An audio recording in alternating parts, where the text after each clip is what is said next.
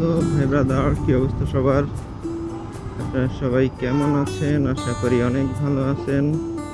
তো বাইকের তেল শেষ, আমরা এখন তেল নিয়ে নিই।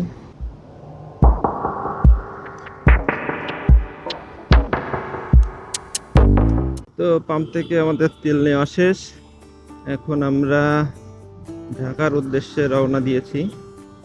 এসেছিলাম গাজীপুর টঙ্গী, এখানে একটা লিফট লাইটের সলিউশনের জন্য। আপনারা আগে গাজীপুর আসতে যে সময় লাগতো, নর্মালি এখন এত সময় লাগে না, ফ্লাইওভার হয়ে যাওয়ার কারণে।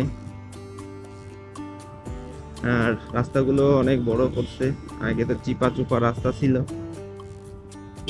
রাস্তাগুলো কমপ্লিট হয়ে গেলে আশা করা যায় খুব অল্প সময়ে গাজীপুর থেকে ঢাকায় যাওয়া যাবে বা ঢাকা থেকে গাজীপুর আসা যাবে। এই ফ্লাইওভারটাই একদম আপনার উত্তরা এয়ারপোর্টের কাছে গিয়ে নেমেছে। রাস্তাগুলো পুরোটা কমপ্লিট হয়ে গেলে অনেক সুন্দর একটা যাতায়াত ব্যবস্থা হয়ে যাবে।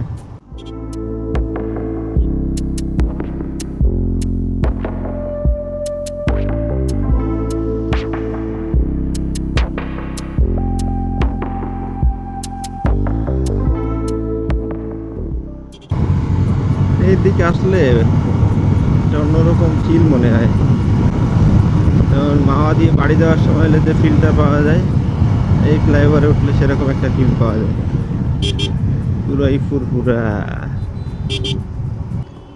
সো ফ্লাইওভার শেষ। এই রাস্তাটা আমরা যে 10 মিনিটে চলে আসলাম, এটাই নর্মালি আগে আসতে গেলে মিনিমাম আধা ঘন্টা থেকে 1 ঘন্টা সময় লাগতো। তো জ্যামের রাস্তায় চলে এসেছি, এখন মজা শেষ। যত সময় উপরে থাকবেন তত সময় মজা, না? উপর থেকে নামলেই মজা শেষ। बड़ा हरामी हो बेटा। তো এখন আমাদের যেতে হবে পল্টন। এই জ্যাম ঠেলে পল্টন যাইতে কার ভালো লাগে রে ভাই? এর নাম চাকরি। तो साला ये दुख का खत्म नहीं होता बे। তো অবশেষে বহুত কষ্টে আমরা জ্যাম পার হয়ে আসলাম। আর এই রোজার মাস, গরমের দিন, এতটা কষ্ট হয় এই জ্যামের ভিতর বাইক চালাইতে। যারা ঢাকাবাসী আছে তারাই জানে যে কতটা কষ্টের। যারা এফজেড V2 বাইক রাইড করেন, তারা 1 লিটার তেলে কত কিলো মাইলেজ পাচ্ছেন একটু জানাবেন। আর আমার বাইক অলমোস্ট 60,000 কিলোমিটার রানিং। 60,000 কিলোমিটারে কি কি বাইকের চেঞ্জ করলাম, কত টাকা খরচ হইল, সেই নিয়ে একটা ভিডিও সামনে আসতেছে। আপনারা সাথে থাকুন, ভিডিওটা দেখতে পাবেন, কারণ বাইকে প্রচুর খরচ বেড়ে গেছে। যেমন পিছনে সাসপেনশন সেটআপ, আপনার chain sprocket, back chassis Bush, front টায়ারের অবস্থা খুবই খারাপ।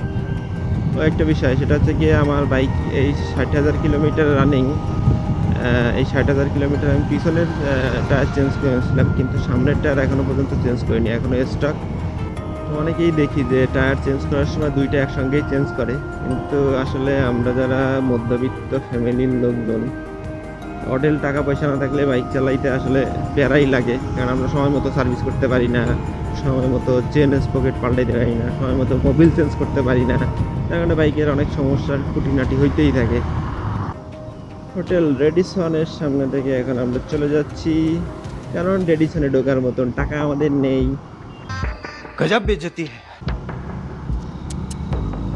আমরা সরাসরি বনানীর নোয়াখালী দিয়ে বের হয়ে যাবো পল্টনের দিকে।